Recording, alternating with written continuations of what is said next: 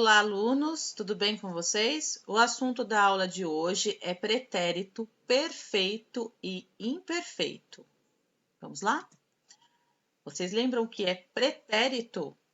Pretérito é o tempo passado, né? E o tempo passado, né? O pretérito, ele tem o perfeito, o imperfeito e o mais que perfeito, tá? E nós vamos ver nessa aula de hoje os dois, o perfeito e o imperfeito.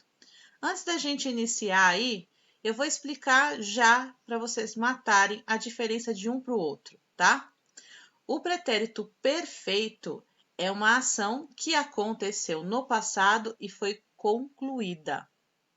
E o pretérito imperfeito é uma ação que costumava acontecer, então dá a ideia de uma continuidade, de uma frequência no passado, uma coisa que era habitual, certo? Então, perfeito, aconteceu e acabou. Então, o menino correu, uma ação passada e acabou. O menino corria, né? Uma ação no passado, mas que era contínua. Perceberam a diferença? Então, agora vamos começar. Você já estudou que o verbo pode se apresentar nos modos indicativo, subjuntivo ou imperativo, né? Vamos relembrar também.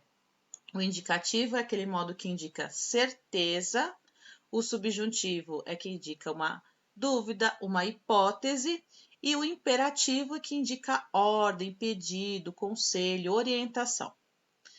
De acordo com o que se pretende comunicar, né? Então, foi o que eu acabei de explicar. Estudou também que os três tempos básicos do verbo são presente, passado e futuro, né? Presente, pretérito e futuro. Agora você vai estudar o tempo passado do modo indicativo e ver que existe mais de uma forma de expressar um fato que já ocorreu. Então, vamos observar a cena aqui. Deixa eu só mudar para meu apontador aqui a laser. Vamos lá, fica melhor. Na cena 1, ontem eu tomei suco no café da manhã. Na cena 1. Na cena 2, na infância eu tomava suco no café da manhã. Percebe a diferença aqui do verbo? Os dois estão no passado, os dois estão no pretérito. Então, na letra A, essas formas verbais transmitem uma ideia de presente, passado ou futuro. Eu acabei de responder essa questão.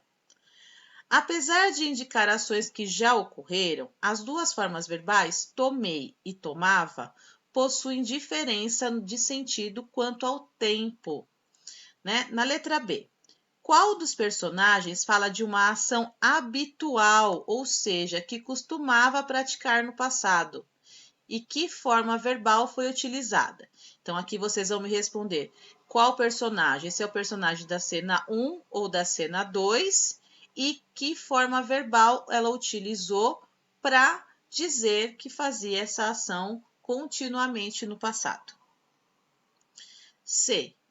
Qual dos personagens fala de uma ação momentânea ocorrida em um momento recente? Daí vocês vão me dizer se é o da cena 1 ou da cena 2 e que forma verbal foi utilizada, se foi o tomei ou se foi o tomava, certo? Quando o verbo indica uma ação pontual, momentânea, ocorrida no passado, ele está no pretérito perfeito.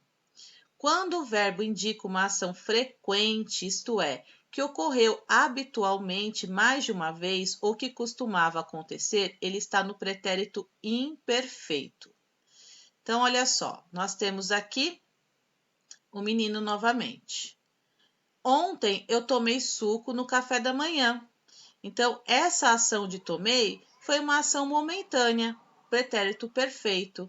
Aconteceu ontem isso, ele tomou o café da manhã, né? Eu tomei o café da manhã, tomei suco no café da manhã. Pode ser que ele não tome café da manhã sempre. Ele tomou naquele dia, tá? Agora aqui, na segunda, a menina dizendo, na infância eu tomava suco no café da manhã. Ou seja, é uma ação que era frequente para ela costumava fazer isso no café da manhã, né? Bom, compare o verbo tomar conjugado no presente, depois no pretérito perfeito e em seguida no pretérito imperfeito do modo indicativo. Então, olha só, tenho aqui o verbo tomar no presente, no pretérito perfeito e no imperfeito. Então, eu tomo é o presente. Eu tomei, pretérito perfeito. Eu tomava, também é pretérito, mas era uma ação que eu costumava fazer. Tu tomas, tu tomaste, tu tomavas. Ele toma, ele tomou, ele tomava. Nós tomamos, nós tomamos, nós tomávamos. Vós tomais, vós tomastes, vós tomáveis. Eles tomam, eles tomaram e eles tomavam. Bom, dica: não se esqueça, o pretérito perfeito transmite a ideia de algo momentâneo ocorrido no passado. O pretérito imperfeito transmite a ideia de algo que é costumeiro, que ocorreu mais de uma vez. Então, mais uma vez, lembrando a definição aí do pretérito perfeito e imperfeito. Atividade 1. Observe a capa do livro a seguir. Temos aqui um livro de Ruth Rocha, no tempo em que a televisão mandava no Carlinhos. Letra A. Prestem atenção no título do livro. Qual é a forma verbal presente no título desse livro? Então, qual é o verbo que aparece no título do livro? Letra B. Em que tempo verbal, está essa forma verbal? Que tempo está essa forma verbal? Se é presente, pretérito perfeito, pretérito imperfeito, futuro. Bom, pensa no que nós estamos estudando aí.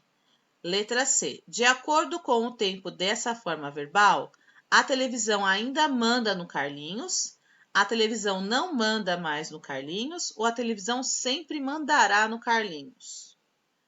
2. Escreva uma frase com o verbo mandar no pretérito perfeito. Se você entendeu o que é pretérito perfeito, você vai escrever uma bela de uma frase aí com o verbo mandar, tá? Dica: para facilitar o emprego do pretérito perfeito, inicie a frase com a palavra ontem. Olha só que dica boa! 3. Leia a tirinha a seguir e responda às questões. Antes, a vovó. Aqui tem um espaço para completar. E eu, outro espaço para completar, com a lã. Agora, com a máquina de tricotar automática, temos mais um espaço, a vez. Então, olha só.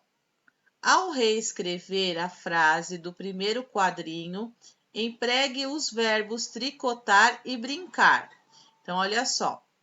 Você vai reescrever, a frase do primeiro quadrinho, que é essa daqui, e nos espaços vocês vão completar com o verbo tricotar e brincar no pretérito imperfeito. Na letra B, reescreva a frase do segundo quadrinho, empregando o verbo perder no pretérito perfeito. C. Por que o gatinho está chateado no segundo quadrinho? Olha a cara dele.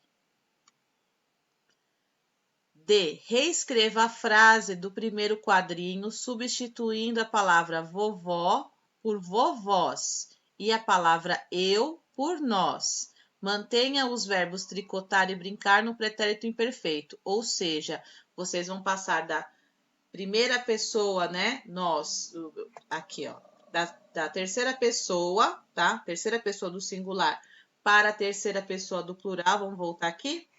Olha só. Vamos lembrar. Eu, primeira pessoa do singular.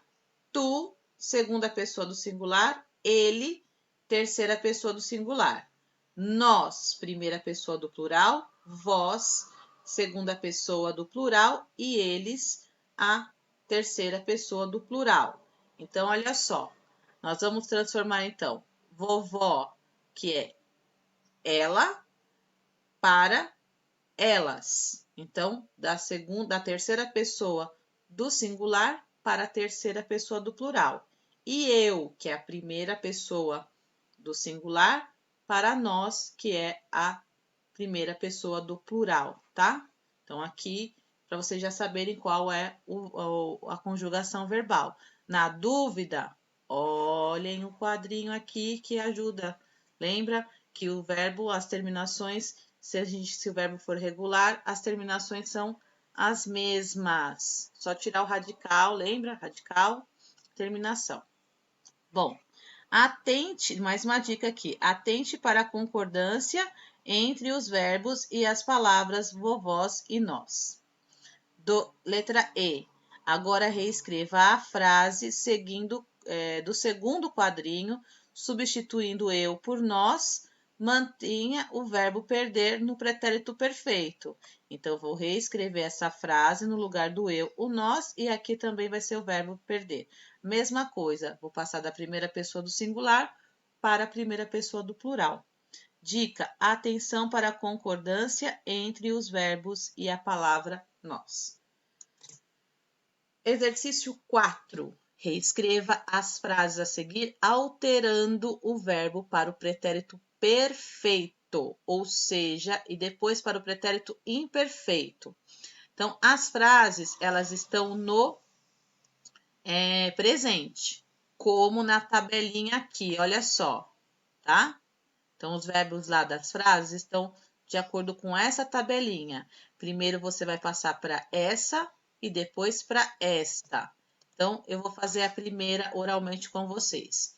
Eu canto na escola. Presente, né? O verbo canto está no presente.